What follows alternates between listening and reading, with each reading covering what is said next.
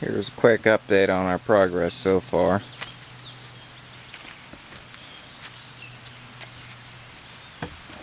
Got the plates about all ready to go for the engine mounting. I'm using the old mounting points off the engine. This one was about, I don't know, ½ inch lower than on this side. So I'm going to have to put a spacer of some kind to bring it up to level before I put another support going up to here to bolt in. This is not a grade 8 bolt here, so I'll have to go to a hardware store eventually and get some grade 8s, drill it out a little bit bigger, put a decent size in there. Let's see here. Over here on this side, I've got this. I think it's 5/16 or I don't know, it's something almost a quarter of an inch thick. That's going to be welded right there. What that's going to do, let that rest on the fuel line. What that'll do is give me a place to put a little bracket here, something that will go up, and then I can run a piece of metal like is found right here. It'll come down, I can drill a hole and to support the transmission, and also do the same on this side. Although on that side I might have to mount it right there on the side of the support, so I'm sure it'll work, whatever we figure out. Let's see here.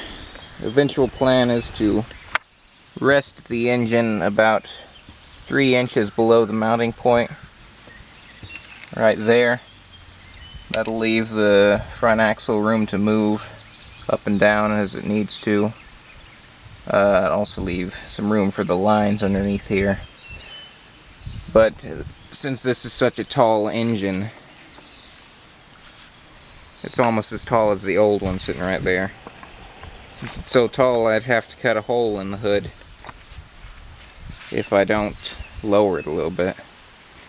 And what I'll probably have to do is end up taking this stock exhaust off and replacing it with an elbow that will go down, and I can feed it up underneath the car and maybe come out the side. I might even eventually put a tractor exhaust on. Just a little rain flap on it. Just something to keep the water out.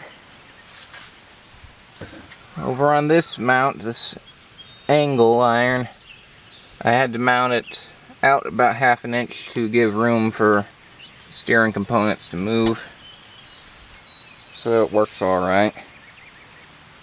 My father was able to help me cut this in half, going down the side with his blowtorch, and he was also able to poke out the holes for the screws in with the same blowtorch, so that was nice of him.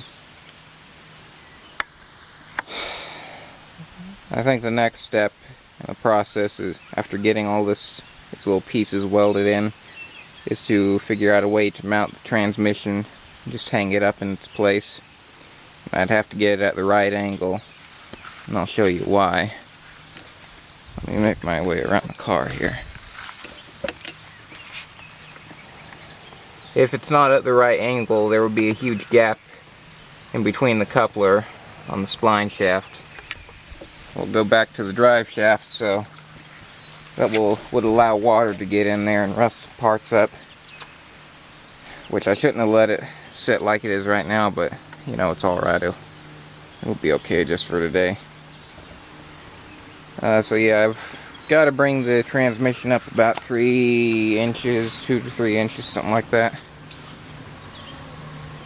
because it sits at an angle facing upwards.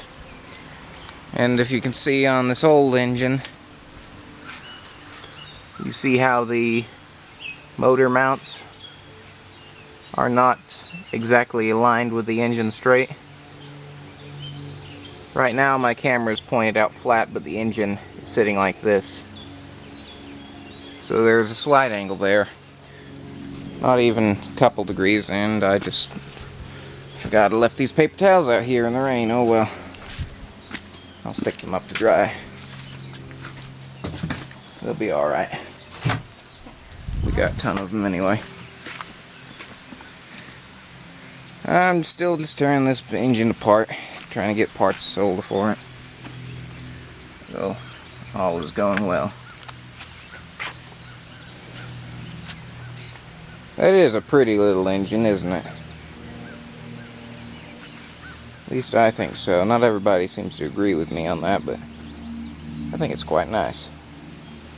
I'm out of here. I gotta go fold some laundry and do the dishes. I'll talk to you all later.